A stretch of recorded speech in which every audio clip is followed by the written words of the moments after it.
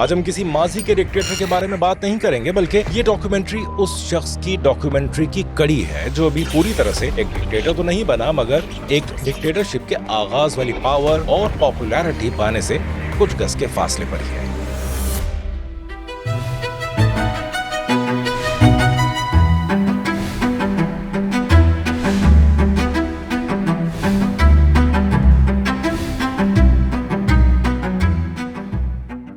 कहते हैं कि मूवीज इम्पैक्ट देयर व्यूअर्स, और ये इम्पैक्ट बरसगीर में कुछ ज्यादा ही नजर आता है। मूवी स्टार का लोगों के लिए एक आइडियल बनना कोई नई बात नहीं है और ना ही तशवीशनाक है, क्योंकि सभी जानते हैं कि उनका बखूबी निभाया हुआ रोल महज एक किरदार है और फिजिकल दुनिया में उसकी कोई एग्जिस्टेंस नहीं। बात तशवीशनाक तब होती है जब किसी जीते जागते इंसान को इतनी मकबूलियत मिल जाए कि उसकी जबान से निकला हुआ एक एक लफ्ज उसके मद्दाहों को मरने मारने पर आमादा करते। आफ्टर ऑल, ताकत के नशे के लिए तो कोई रिहैबिलिटेशन सेंटर भी नहीं होता। तारीख बताती है कि इस तरह की पावर तकरीबन हर बार ही ऐसे डिक्टेटर्स को जन्म देती है जिनकी कहानी रेड पेन से नहीं लिखी जा सकती, क्योंकि उस कहानी में बाज वाकयात इस कदर सफ़ाकाना होते हैं जिनको लिखते हुए कलम का लाल रंग भी फक पड़ जाता है। आज हम किसी माजी के डिक्टेटर के बारे में बात नहीं करेंगे, बल्कि ये डॉक्यूमेंट्री उस शख्स की डॉक्यूमेंट्री की कड़ी है जो अभी पूरी तरह से एक डिक्टेटर तो नहीं बना, मगर एक डिक्टेटरशिप के आगाज वाली पावर और पॉपुलैरिटी पाने से कुछ गज के फासले पर ही है।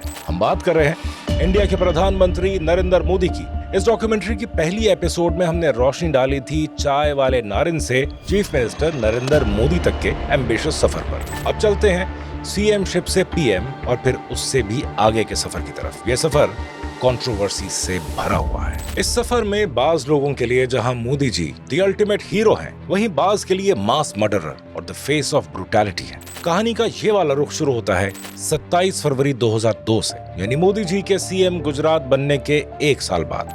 And it starts with a bang. ये आजाद हिंदुस्तान की तारीख का सबसे बड़ा कत्लेआम था। गुजरात में होने वाले इस वाक़े में हजारों लोग दिन दहाड़े काटे गए, मारे गए, यहाँ तक के जिंदा जलाए गए। बड़े पैमाने पर मुसलमान औरतों और लड़कियों को रेप किया गया। हामला औरतों के पेट काटकर उनमें से बच्चे निकालकर माओ के सामने काटे गए। हुआ कुछ यूं कि इंडियन मीडिया के मुताबिक अयोध्या से 1700 कार सेवक यानी volunteers Indian local train Sabarmati express में सवार होकर वापस अहमदाबाद आ रहे थे। जब ट्रेन गोधरा स्टेशन पहुंची तो वहां कुछ कार सेवक सामान वगैरह लेने के लिए उतरे। स्टेशन पर मुसलमानों को देखकर कुछ गर्मजोश कार सेवकों ने हिंदू मजहबी नारे बुलंद कर दिए। जवाब में स्टेशन पर मौजूद मुसलमानों ने भी नारेबाजी शुरू कर दी। ये नारेबाजी जल्द ही एक झगड़े में बदल गई। दोनों मज़ाहिब के लोगों की एक बड़ी तादाद होने के बायस इस झगड़े ने बड़ी लड़ाई की शक्ल इख्तियार कर ली। ये लड़ाई इतनी बढ़ गई कि स्टेशन पर मौजूद मुसलमानों ने ट्रेन की कोच नंबर S6 और S7 को आग लगा दी, जिसके नतीजे में 59 लोग जलकर हलाक हो गए। As a result Indian analyst की जानिब से 3 थ्योरी सामने आई। पहली ये कि बाबरी मस्जिद सानहे की वजह से मुसलमान पहले से ही मुश्तइल थे और कार सेवकों की एक बड़ी तादाद एक ही ट्रेन में आ रही थी, तो मुसलमानों के लिए एक अच्छा मौका था बाबरी मस्जिद का बदला लेने का। मगर ये थ्योरी फैक्ट्स की रोशनी में ज्यादा मकबूल ना हो पाई। दूसरी थ्योरी के मुताबिक एक मुसलमान चाय वाला कार सेवकों की कोच में चाय बेचने के इरादे से दाखिल हुआ। वहाँ हिंदू कार सेवकों ने उसे जय श्री राम का नारा लगाने पर मजबूर किया, जिसके नतीजे में पहले तल्ख कलामी हुई और फिर यह मामला ट्रेन की आतिशज़दगी तक पहुँच गया। इस आतिशज़दगी से 22 मर्द, 27 औरतें और 10 बच्चे जलकर हलाक हो गए। तीसरी theory the most predictable of all है कि इसके पीछे भी पाकिस्तान और ISI का हाथ था, मगर तहकीकात के बाद ये बात सरासर गलत साबित हुई। मामलात मजीद तब बिगड़े जब गोधरा इंतजामिया की भरपूर काविशों के बावजूद भी जली हुई लाशें गवर्नमेंट अथॉरिटीज को क्लियर नहीं करने दी गई, बल्कि आतिशज़दा साबरमती एक्सप्रेस को जली हुई लाशों के साथ ही अहमदाबाद रवाना कर दिया गया। और वहाँ पहुँचने के बाद भी ये लाशें गवर्नमेंट अथॉरिटीज के सुपुर्द नहीं की गयी, बल्कि उन्हें इंडिया की कौम परस्त राइट विंग पार्टी विश्व हिंदू परिषद की तहवील में दे दिया गया। VHP ने लाशों पर अपना क्लेम मजबूत करने के लिए ये मौक़िफ़ पेश किया कि चूंकि अयोध्या में होने वाला इज्तिमा हमने ऑर्गेनाइज कराया था, लिहाजा जलने वाले कार सेवक भी हमारे ही नुमाइंदे। लाशें अपनी तहवील में लेने के बाद VHP ने कायदे के मुताबिक उन्हें पोस्टमार्टम के लिए पेश नहीं किया, बल्कि हिंदुओं के जज्बात को भड़काने के लिए लाशों को खुली गाड़ियों में डालकर शहर भर में घुमाने के बाद VHP के ऑफिस अहमदाबाद पहुंचाया। इस दौरान ये सारे मनाजिर टीवी चैनल्स पर लाइव टेलीकास्ट भी हुए और फिर VHP ऑफिस के बाद इन लाशों को अहमदाबाद के के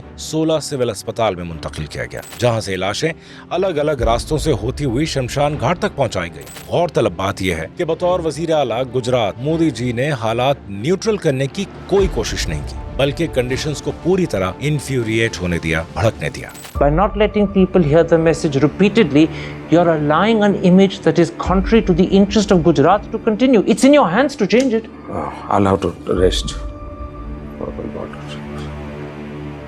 इस सूरत हाल ने बजरंग दल और आरएसएस जैसी इंतहा पसंद तंजीमों को इस कदर मुश्तइल कर दिया कि वो बिखरे हुए लोगों की एक बड़ी तादाद जमा करके सड़कों पर आ गए। सड़क पर जो छोटी मोटी मुस्लिमों की दुकान थी उसको तोड़ना जलाना ऐसा सब चालू हो गया। सामने मुस्लिमों पे पत्थरबाजी वो चालू हो गई, इसी सब सड़क पे चालू हो गया। काफी कम 4-5 हजार मौत था सड़क पर, ये पूरा पट्टे पे था। जैसे जैसे टाइम बढ़ता गया ऐसे ही यहाँ का माहौल खतरनाक हो गया। और ये लोग अहमदाबाद में मुसलमानों पर टूट पड़े। निहायत बेदर्दी से 2500 से ज्यादा मुसलमान मर्दों, औरतों और बच्चों को कत्ल या जिंदा जला दिया गया। अलमिया ये है कि इस पूरे सानहे को रोका जा सकता था, मगर इस दौरान चीफ मिनिस्टर नरेंद्र मोदी, दीगर आला अहलकार और पुलिस खामोश तमाशाई बने रहे, जैसे वो इस मुस्लिम जेनोसाइड की पुष्टपनाही कर रहे हों। तो रात की वैन भी आई थी पुलिस की, जब हमारा घर और बेकरी जल रही थी। हमने पुलिस को देखा तो हम नीचे उतर के आए। जो टोला था ना पीछे की साइड सूख गए सब, तो हम नीचे उतर के भी आए। पर हमारे पुलिस को हमने आवाज भी दी वैन को, तो पुलिस की भी वैन चले गई, हमारी कोई मदद नहीं करी।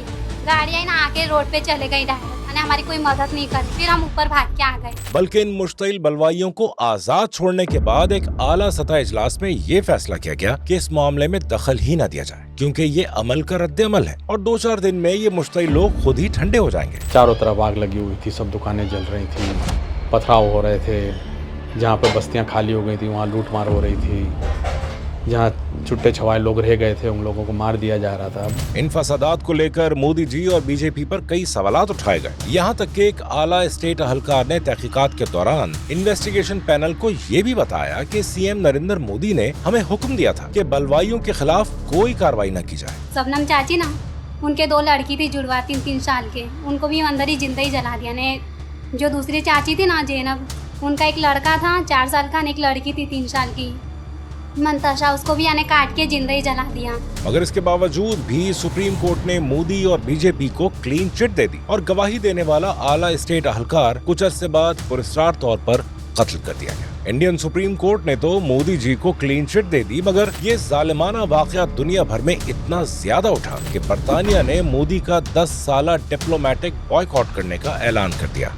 जून 2002 में न्यूयॉर्क टाइम्स को इंटरव्यू देते हुए नरेंद्र मोदी ने खुद को ऑन एयर गुजरात फसादात को सही तरह से हैंडल करने का क्रेडिट दिया और साथ में ये बात भी जोर दी कि उन्हें सिर्फ इस बात का अफसोस है कि वो मीडिया को सही तरह हैंडल नहीं कर पाए। इसके बरक्स उस जमाने में बनने वाली बीबीसी की मशहूर documentary India the Modi question में मोदी जी को उन सारे फसादात का इस कदर जिम्मेदार ठहराया गया था कि उन्हें द बुचर ऑफ गुजरात का नाम दिया गया। एज एक्सपेक्टेड ये डॉक्यूमेंट्री पूरे इंडिया में बैन कर दी गई। 2005 में अमेरिका ने भी इन वाकयात का जिम्मेदार नरेंद्र मोदी को ठहराते हुए उन पर वीजा बैन लगा दिया, मगर सारे बैन्स और इंटरनेशनल मीडिया रिपोर्ट्स जो कि नरेंद्र मोदी को ही चलते हुए गुजरात का जिम्मेदार ठहरा रही थी के बावजूद भी मोदी जी या बीजेपी की तरफ से इस मामले को एड्रेस नहीं किया गया। गुजरात इंसिडेंट की मुतनाज़े हैंडलिंग के बावजूद भी उस वक्त के प्राइम मिनिस्टर श्री अटल बिहारी वाजपेयी ने नरेंद्र मोदी को गुजरात की सीएम शिप से नहीं हटाया, बल्कि बीजेपी ने तो इस जालिमाना मूव को वोट बैंक बढ़ाने का एक इफेक्टिव तरीका समझते हुए टेन्योर पूरा होने से पहले ही जनरल इलेक्शंस का मुतालबा कर दिया। हिंदू वोट बैंक को मजीद मजबूत करने के लिए इन इंतखाबात में हिंदुत्व को बेस बनाया गया और एज एन इलेक्शन स्ट्रेटेजी एक मुहिम चलाई गई जिसमें मोदी जी हिंदू वोटर्स को गुजरात में जलाए जाने वाली ट्रेन और उसके नतीजे में जलकर मर जाने वाले 59 हिंदुओं की दर्दनाक कहानियां सुनाते रहे। हाँ, अलबत्ता इस पूरी कैंपेन के दौरान बीजेपी के किसी भी आला ओहदेदार ने उन 2500 से ज्यादा मुसलमानों की जली हुई लाशों के बारे में बात न करके इस हकीकत को वाजे कर दिया कि जलने वाली ट्रेन का प्रचार सिर्फ हिंदू वोट बैंक का हुसूल था। मोदी जी की स्ट्रेटेजी वोट पोलिंग के लिए ट्रम्प कार्ड साबित हुई और उसके नतीजे में अगली 2 टर्म्स तक लगातार नरेंद्र मोदी सीएम गुजरात मुंतखब होते रहे। एज चीफ मिनिस्टर 3 टर्म्स तक मोदी मोदी जी की मकबूलियत की सबसे बड़ी वजह उनकी स्ट्रेटेजी ही थी, मगर ये उनकी मकबूलियत की इकलौती वजह न थी, बल्कि वो उन नेताओं में से थे जिन्होंने अपने टेन्योर में एक्चुअली काबिल तारीफ कारकर्दगी का मुजाहरा किया। सीएम के तौर पर मोदी जी ने गुजरात की इकोनॉमी और टेक्नोलॉजिकल डेवलपमेंट को बहुत ज्यादा बूस्ट किया। इसके साथ साथ उन्होंने गुजरात को एक ल्यूक्रेटिव इन्वेस्टमेंट डेस्टिनेशन में भी तब्दील कर दिया। गुजरात हुकूमत जो कि करप्शन के लिए जानी मानी थी, मोदी जी की काविशों से उसमें करप्शन का भी खात्मा होने लगा। ये सब मामूली बात न थी, लेकिन मामूली तो खैर गुजरात इंसिडेंट भी न था। बहरहाल मोदी जी की सीएमशिप के दौरान गुजरात के डेवलपमेंट मॉडल और उसकी एग्जीक्यूशन को देखकर पूरे इंडिया में नरेंद्र मोदी का नाम एक मजबूत लीडर के तौर पर चमकने लगा।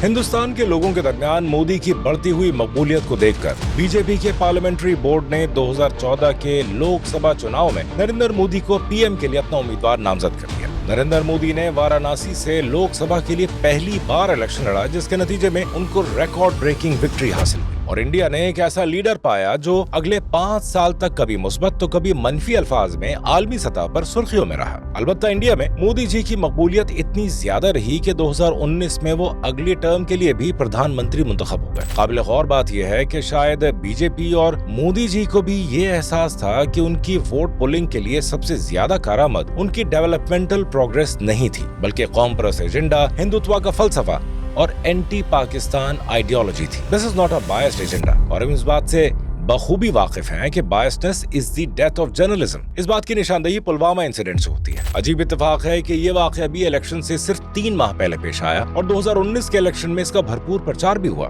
कुछ यूं कि 14 फरवरी 2019 को जम्मू कश्मीर के डिस्ट्रिक्ट पुलवामा में इंडियन सिक्योरिटी पर्सनल को ले जाने वाले एक कॉन्वॉय पर मुबैना तौर पर एक खुदकुश हमला हुआ, जिसके नतीजे में सेंट्रल रिजर्व पुलिस फोर्स के 40 अहलकार हलाक हो गए। सिर्फ 24 घंटों बाद ही यानी 15 फरवरी 2019 को बगैर किसी ठोस सबूत के नरेंद्र मोदी ने इस वाक़े का जिम्मेदार पाकिस्तान को ठहरा दिया और इतना ही नहीं बल्कि दुनिया भर में पाकिस्तान को एक दहशतगर्द मुल्क करार देने की सिफारती कोशिशें भी शुरू कर दी। इसके साथ साथ 1996 के वाजपेयी दौर में इंडिया की जानिब से पाकिस्तान को दिया गया मोस्ट फेवरेट नेशन स्टेटस भी रिवोक कर दिया।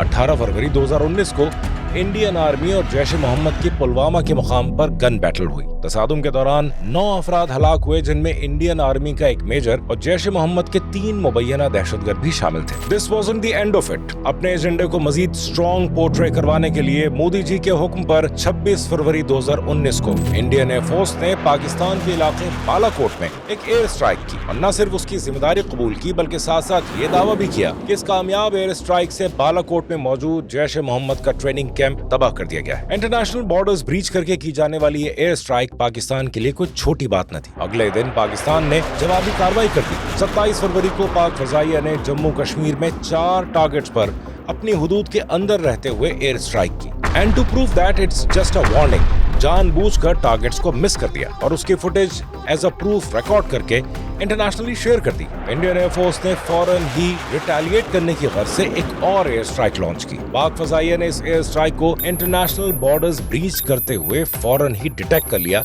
और फिलफौर जवाबी कार्रवाई की। इस कार्रवाई में इंडियन एयरफोर्स के 2 तैयारे, एक MiG-21 और दूसरा India's most sophisticated aircraft Su-30 MKI को मार गिराया और इंडियन फोर्स के विंग कमांडर अभिनंदन को ऑन पाकिस्तानी लैंड्स गिरफ्तार भी कर लिया। As a good faith gesture उस वक्त के पाकिस्तानी प्राइम मिनिस्टर इमरान खान ने विंग कमांडर अभिनंदन को जल्द रिहा करके इंडिया वापस भेज दिया। मगर इस सारे वाक़े को मोदी जी ने अपनी 2019 की इलेक्शन कैंपेन्स में एक फतह के तौर पर पेश किया। इनफैक्ट हाल ही में होने वाली इलेक्शन कैंपेन्स में भी मोदी जी न सिर्फ पुलवामा एयर स्ट्राइक को ओन कर रहे हैं बल्कि उसका भरपूर प्रचार भी कर रहे हैं। मोदी जी के चाय वाले से पीएम तक का सफर अच्छा है या बुरा, इसका फैसला हम आप पर छोड़ते हैं, मगर इतना तो मानना पड़ेगा कि मोदी जी ने एज अ प्राइम मिनिस्टर सारी दुनिया को इन्फ्लुएंस किया है। अब इंडिया में मोदी जी की मकबूलियत का आलम यह है कि इस बार इलेक्शन कैंपेन में बीजेपी के नारे नहीं बल्कि अब की बार 400 सीटें पार, मोदी की गारंटी और मोदी जी से रिलेटेड दूसरे नारे गूंज रहे हैं। ये कहना बिल्कुल गलत नहीं होगा कि मौजूदा हालात ये पेशगोई कर रहे हैं कि अब